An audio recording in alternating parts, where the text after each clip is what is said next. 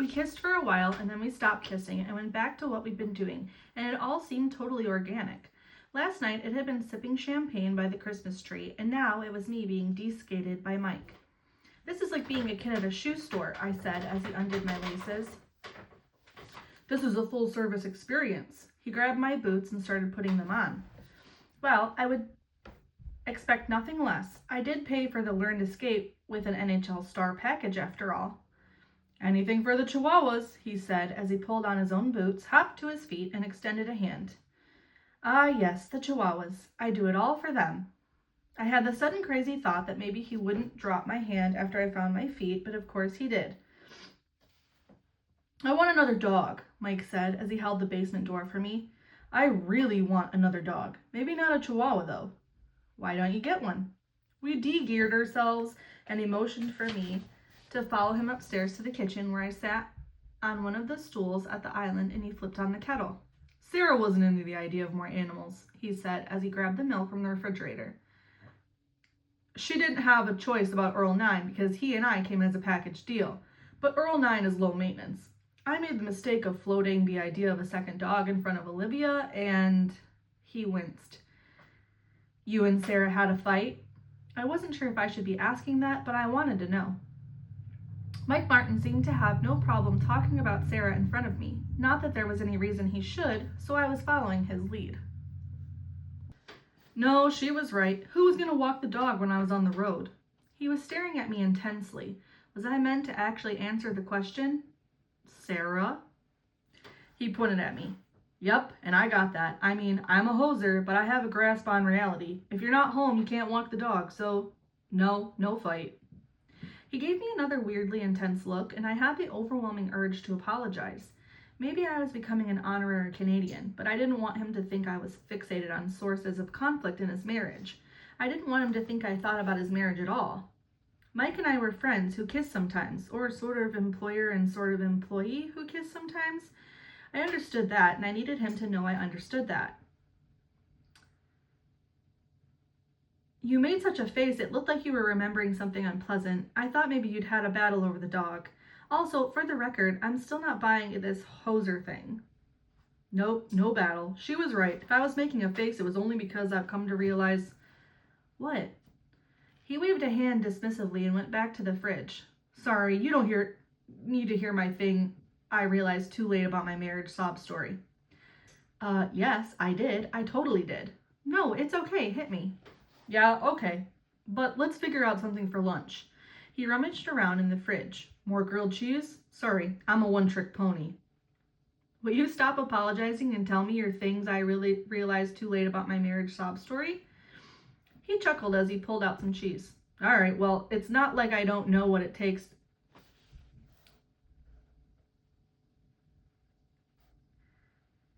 Okay, well, it's not like I don't know that it takes a certain amount of work to keep a household running. Cleaning, cooking. He reached up to a pot rack hanging above the island. He was wearing a heather gray Henley, and a slice of his stomach peeked out as he reached for a pan. A slice of my stomach did a little floppy thing, and not of the usual panicky variety. I made a conscious decision to outsource as much of that as I could after the accident. Right. Groceries and pies and clean laundry magically appeared at the house, and I continued to be simultaneously delighted and appalled by how often and thoroughly his cleaner polished my basement bathroom to sparkling perfection. He set the skillet he grabbed on his fancy person 6-burner gas stove. I'm lucky enough to have the resources to do that, and I told myself I needed to focus on Olivia, on making sure she was okay, on making sure I was okay. He met my eyes, which, for the record, I was not for a long time. Yeah, I said, trying to infuse that single word with understanding. Not that I was agreeing he had been a basket case, but that it made sense a person in that situation would not be okay.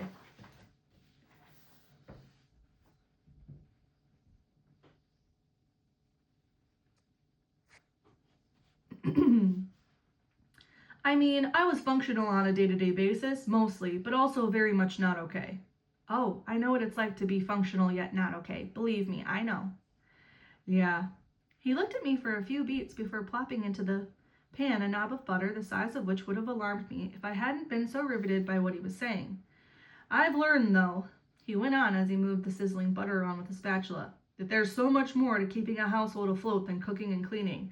My psychologist calls it emotional labor. I wasn't sure I got it, and my confusion must have been visible because he said, here's an example. Olivia's school is always having these theme days. They're supposed to be fun. Dress like a pirate day, pajama day. Who doesn't love pajama day? You get up and you don't have to change. This feels like a trick question. He laid 2 slices of bread in the pan. It turns out parenting is basically a series of trick questions. In order to prepare for pajama day, first you have to know what's happening, which means you have to read the school newsletter, which I do. He held up a finger and stopped talking while he sliced the cheese, which wasn't brie this time, but some kind of hard cheese veined with green. I wanted to ask him what kind it was and also if a hoser would be in possession of that kind of cheese, but I did not. He closed the sandwiches with a top layer of bread and resumed talking. I do know I didn't before. These days, I read the newsletter and put everything in the calendar and feel very smug about how on top of things I am. But then, in the run-up to theme days, I forget because I don't look at my calendar. Other than my hockey calendar, which isn't merged with the household calendar because apparently I can't be bothered to take the single step that would solve half my problems. You know why? Because I can't figure out how to do it on my phone, and I can never remember to sit down at a computer and Google how to do it. Oh, Mike Martin. He was such a good person. He leaned over and rested his chin on his hand on the far side of the island. His body angled as he could talk to me, but keep an eye on the sandwiches. Anyway, pajama day, which should be easy, but it turns out you can't wear actual pajamas to pajama day. Last year, Sarah and Olivia went shopping for special pajamas, which in regrouping for the news that Olivia couldn't wear the pajamas she'd slept in, I made the mistake of suggesting she wear again. But she can't do that because someone might remember she wore them last year. And you can't be seen repeating pajamas, I said, like I knew. Like I'd ever hit any of the right notes with my clothes or my hair or my entire self on any days at my school, themed or otherwise. So maybe I did know. Exactly. They probably wouldn't have fit anyway after a year, so we had a huge scramble that morning. She wasn't even mad at me. She was telling me the facts as she knew them, about reality as she perceived it. She ended up wearing leggings and one of my t-shirts, but it was clear she was settling. Damn, how did you handle Dress Like a Pirate Day? He smirked. I had a football jersey from my time in Florida. Someone gave me a welcome package with all the major league jerseys in it, so I gave her that and printed out an online thesaurus entry that listed Buccaneer as a synonym for pirate and told her to show it to any naysayers. I cracked up. Brilliant. I thought so, but she decided to sit out dressed like a pirate day. He sighed. The point is not dress-up days. It's all the shit you have to keep in your head. I always thought I did my part. He pushed up from his elbows and made air quotes with his fingers. But I have come to realize that though I did a lot of individual tasks, I never had the to-do list in my head. And having the to-do list in your head is like... He pressed his palms to his head and then extended his fingers to mine, his head exploding. I felt like he was telling me something real. It was about the mundane details of everyday life, but that made it feel all the more authentic somehow. Anyway, Mike said, shaking his head and making a face as if he thought the proceedings had grown too serious. The dog idea came from the old me. We had 2 dogs when I was a kid, but Sarah was right. My mom was the one walking them while my dad was at work and my brother and I were at school. Though that's not emotional labor as much as actual labor, I thought the 2 are tied up together. I sensed that he wanted to move on from the heavy conversation, though I was still not even close to done processing it. What about a cat? Yeah, maybe. I like big broods, though. Noise and mayhem, that's how I grew up and how I always imagined my life. Cats are cool, but they're pretty chill, you know? I wanted to ask him why he and Sarah had never had another kid if he liked big broods and noise and mayhem, but I didn't want to disturb the air of confession between us. This whole Christmas thing, now that we were past the fraught family parts, was beginning to feel like a vacation from reality, like I'd always imagined slumber parties. But with kissing. He changed the subject as he poured his tea, signaling an end to the true confessions. I can't believe you grew up in Minnesota and you never went skating. He gestured toward me with the kettle, asking if I wanted a cup. I shook my head no. You've met my mother. I've never done a lot of things. Like what else? What do you mean? What else did you want to do when you were a kid but never got to? I always wanted to go to one of those play places, you know, like that chain tomfoolery and go in the ball pit. The answer was right there, even though it wasn't like I'd spent any time actively mourning my ball pitless childhood. Oh, and do skee ball. You know, where you bowl the little ball into those rings and you get prizes? You dream big, eh? No, I dream small, I said with a smirk. I'm saving the chihuahuas, remember? I'd been going for humor, but he paused with a sandwich perched on his spatula while he regarded me. I don't know if you dream big or small. I don't know if you realize that you can have dreams that are yours and not your mother's. Oof, there was another little truth bomb. Food's done, he said, almost breezily, probably because he could sense that I didn't want to say. He finished plating the sandwich and slid it across the island to me. Sage Derby grilled cheese. Let's eat by the tree again, possibly followed by some more low stakes making out, should you find yourself amenable to the idea.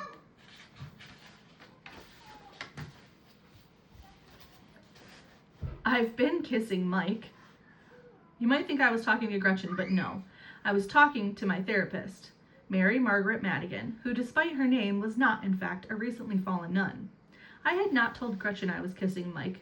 I wasn't sure why. She would probably figure it out soon enough anyway. If Gretchen ever decided she was done running a body-positive suburban dance studio, she could make an effortless transition into the world of espionage. Well, that's a plot twist, Mary Margaret said drawly. I liked Mary Margaret. My first and last spin through therapy had been really helpful. That therapist, Nancy, had taught me the EFT tapping technique and had told me to listen to my inner voice.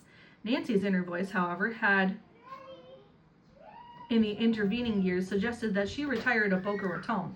I don't think I really got the inner voice thing back then, but after I experienced my breakup with Ian, more as a relief than as a heartbreak, I started to get it. If I'd listened to my inner voice, we probably would have been broken up earlier and both been happier. So when Mike Martin's gold-plated insurance plan kicked in, I'd poked around and found a listing for Mary Margaret, who was a psychotherapist and certified as an intuitive eating counselor. I hadn't known what that was, but her website mentioned making peace with food, and even though I had never thought of myself as at war with food, something inside me said yes. Do you think it's bad that I've been kissing Mike? I asked. Do you think it's bad? I had no idea. How does kissing him make you feel? She prompted. In the moment, I mean. Well, he's a really good kisser, I grinned. And I like kissing, like just kissing. There's so much less pressure that way. It sounds like you're having fun. Yeah, it's only afterward that I start having second thoughts. What are those second thoughts? He's sort of my employer. He's recently widowed. It's been, what, a year? It'll be a year next week, first week of January. That didn't seem like that long to me when you were mourning a marriage. I wouldn't have thought there were timetables for grief. But then again, there was that stages of grief notion you sometimes heard about, and that seemed like an official psychological thing, so what did I know? My point is, we're never going to be a thing. We're just having fun, and that's been in short supply. For both of you, I think. Yes, that was definitely true. The reason I asked about second thoughts is I wanted to find out if you were having any that were intrinsic to you. If you're feeling uncomfortable, but it sounds like your second thoughts are about external things, societal ideas about what's proper and such, or about what you think other people in your life would think or say. You mean my mother. We had, unsurprisingly, talked about her a lot. Maybe. My point is that when you're having doubts or negative thoughts about behaviors or desires, sometimes it can be useful to ask what the source of those feelings is. Is it you, or is it an idea you have about how society or people in your life are going to react? So you're telling me to keep making out with him? She smiled. I'm not telling you anything. I will remind you that you told me one of your goals was to stop trying so hard to please other people, to start listening more to your inner voice. My inner voice is telling me to keep making out with him. She laughed. Okay. You want to talk about this some more, or do you want to move on? I have in my notes from last week that you wanted to turn our sessions more toward food. I did. We'd spent our first several sessions talking about my past, then we talked a fair bit about my scaling back the usual Christmas plans. We hadn't delved into my food issues yet. I've gained 2 pounds this month. I've now put on a total of 11 pounds since the summer. And I would say to you, that's okay. It doesn't feel okay. My inner voice was loud and clear on that topic. I know, and that's okay. Let's start by thinking about food as morally neutral. What do you mean? There's no such thing as good food or bad food, and you aren't good or bad because you did or did not eat certain foods. I blew out of breath. It can be hard to wrap your brain around that if you've been at war with food your whole life, she said gently. I was thinking of this time Mike told me that failing at ballet wasn't a moral failure. That's a great insight. When he said it, I believed it. All of a sudden, it shifted my thinking, but that's not happening here. Even though I hear what you're saying, I get that I'm not supposed to be dieting, and I truly want to get over my issues with sugar, but I still want to stay in shape. Is that so bad? Of course not, but I want you to interrogate what you mean by staying in shape. Is that just a less overt way of saying thin? I don't know. It was, but saying so would make me feel shallow. I hear you saying that you want to be okay with not being thin, but I also hear you saying that you want to be thin because being thin is better than not being thin. I started crying. Holy cow, therapy was a lot of work. It sometimes felt like my brain was simmering away, and then suddenly, with no warning, it would boil over. I guess that meant it was working. We talked some more, and by the time I left, I felt lighter, metaphorically speaking. When I got back to the house, Mike was splitting wood. Drawn by the sound of the axe, I walked around the side of the house, and there he was in his t-shirt doing his lumberjack thing. He stopped when he saw me. Click, click, click. Hey, what are you doing tonight after teaching? It was December 27th, and it was a Tuesday, so I had my usual run of afternoon classes, though they were liable to be poorly attended. Lots of kids like Olivia were out of town. Nothing. Well, I was going to try to eat a full-size slice of pie and truly believe it was a morally neutral activity, but that was all I had on my agenda. You up for an adventure? I so was. Yeah. All right, I'll pick you up after class. Where are we going? It's a surprise. Should I just meet you back here? If you pick me up, we'll have to leave my car at the studio. That's all right. We'll pick it up later. I made a confused face, and he said, Come on, my kid's gone and I'm on vacation. What else am I going to do? Throw a guy a bone. I grinned. Okay. I did not want Gretchen to witness me getting the Mike Martin chauffeur service, and thus had told him I'd meet him in the parking lot. But halfway through my last class, he strolled in and took a seat in the viewing area. Damn him. I had no choice but to carry on, teaching my reduced cohort with a smile on my face and a click in my heels. I could feel his attention. He was watching with the same intensity he usually applied to spectating at Olivia's classes, but Olivia wasn't here. I knew his attention would not go unnoticed by Gretchen and the Minnetonka moms. I smiled vaguely at the parents in the lobby as I went to the computer to enter attendance.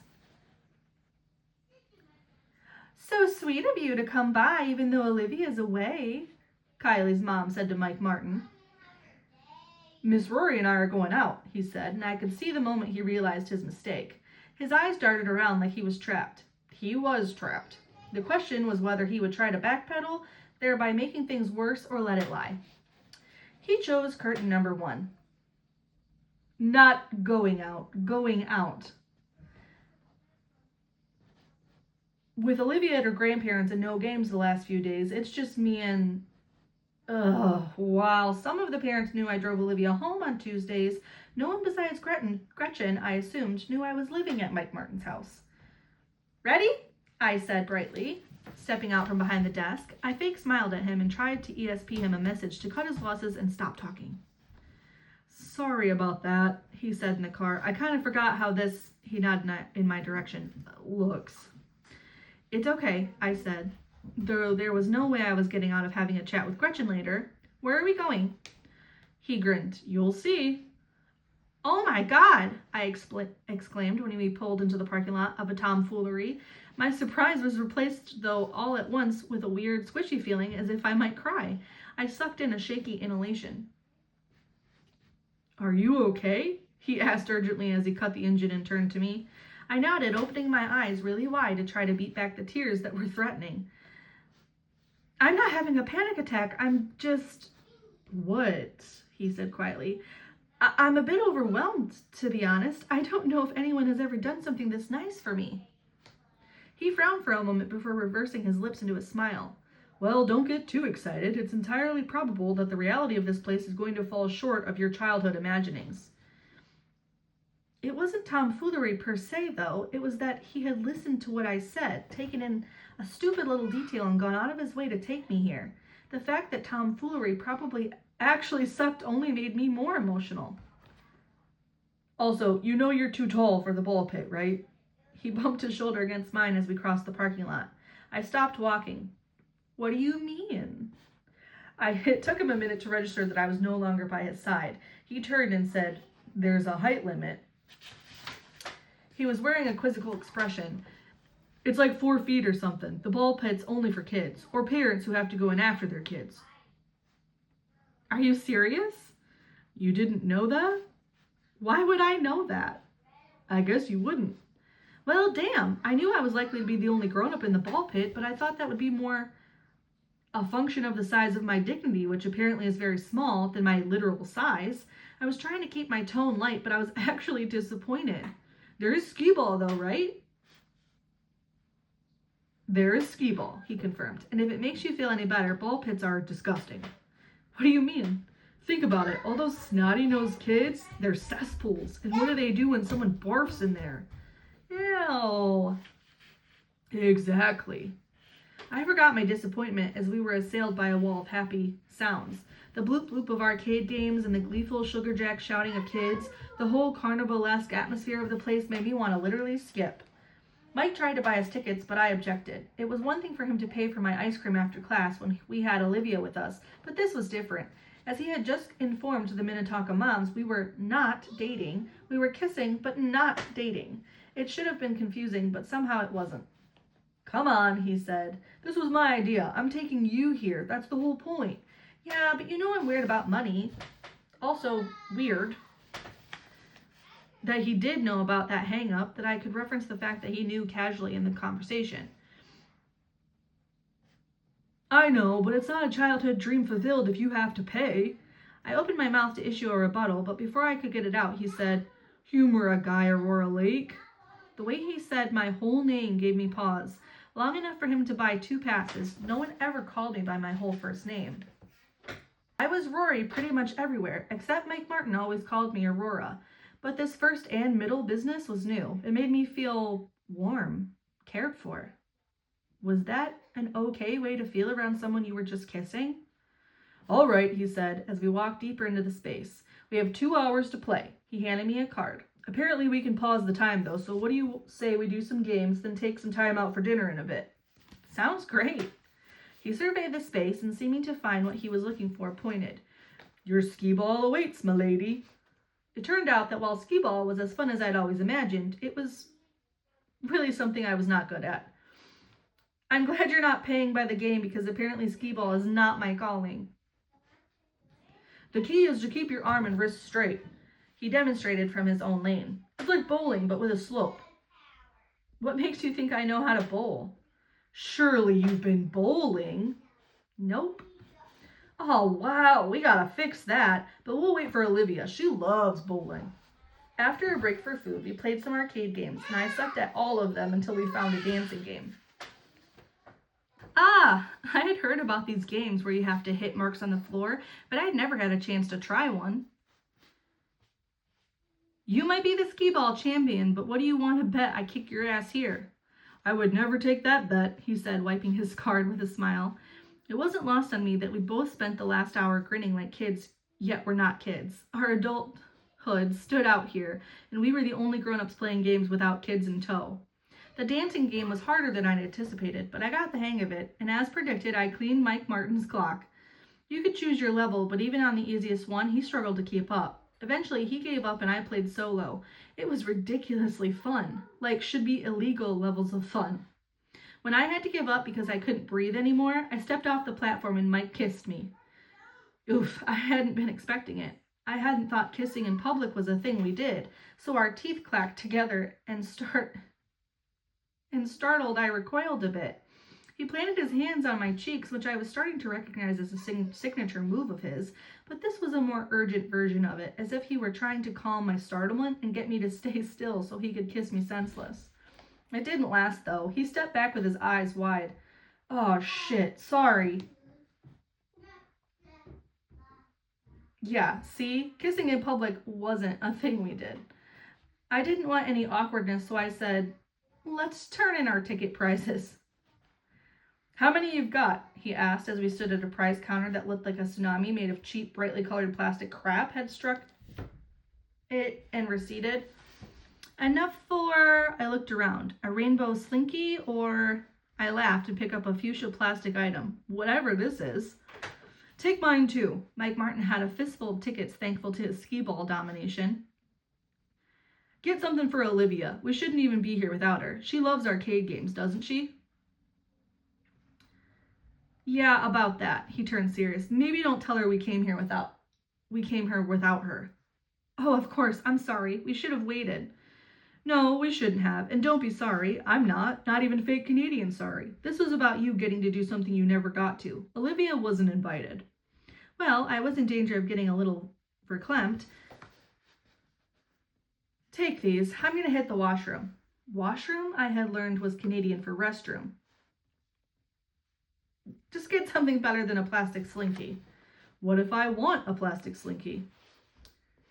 Then get... He bent over to look at how many tickets the slinky went for. 2 plastic slinkies. Wow, this is a huge ripoff, isn't it? I checked out a stuffed frog that cost 3,000 tickets. Yep. I'll meet you out front in a few. Thanks, I said. For these. I lifted the tickets, but also I used my other hand to wave vaguely around. This. I hoped you knew what I meant. Thank you for taking me here, but also thank you for being the kind person I can confide in about my childhood disappointments. And the kind of person who would try to right them. Click, click, click. You're welcome.